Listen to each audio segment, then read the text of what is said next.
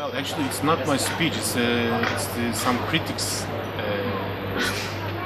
Okay, do you agree with that? Okay, so then. Well, so actually, do you agree? yes. Actually, it's a good point that he quote from the film, because the real oppressive, the real, and the guy who has been really oppressed by is a man. I'd say at the last point. So. In that sense, yes, but the oppression which women is facing is more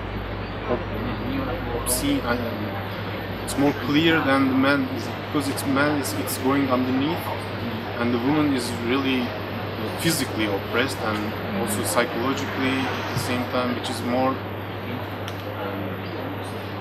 apparent than the man has been oppressed. The man agrees with that very quick, very fast. I mean, he grows in that mentality, so he doesn't have. Usually, they don't have the time to question what's going on, and it just goes like this, because there are masses which share the same idea, the same attitudes towards life, and so they don't have. Actually, it's more hard. It's harder for men to ask about this and to change their lives and whatever. So it's a man's world, and it keeps on going like that.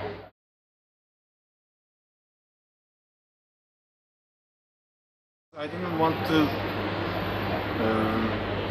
paint things which they are not in reality. I don't want to show something else to show this kind of lifestyle, let's say.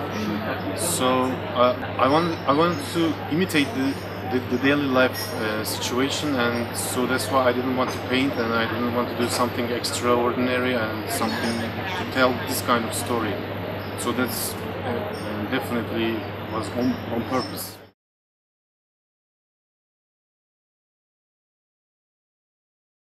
I knew them before I wrote the script, so I didn't spend so much time telling them the script, because the script was so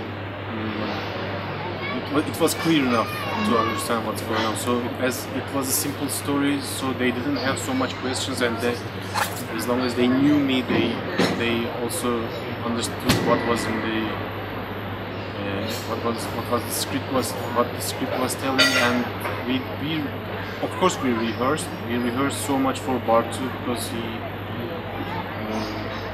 it was the first time he was acting for cinema, and we had to adjust him actually in that sense, because he's usually working in theater, and he's acting for theater, and he was acting big at some points, and so we had to reduce them, and for the rest of the crew we only read the script for once, and then that was it.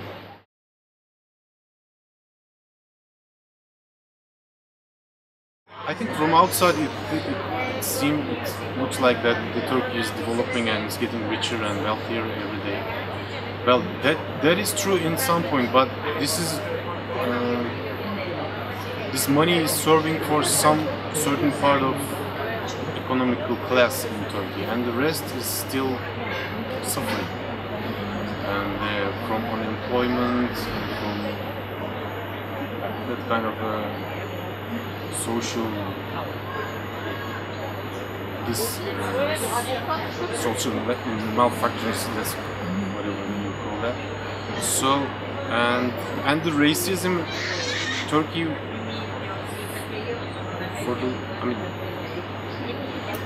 by the beginning of the republic, and racism has always been in, let's say, there has always been racism, so it's not new. But this new, for the last 30 years after this Kodeka in 1980 in Turkey, it started to grow faster. And like the rest of the world, and the gap between the rich and poor, this is pushing racism more than it has ever been. So, in any case, it's happening this way. So, that's also what's really happening in Turkey.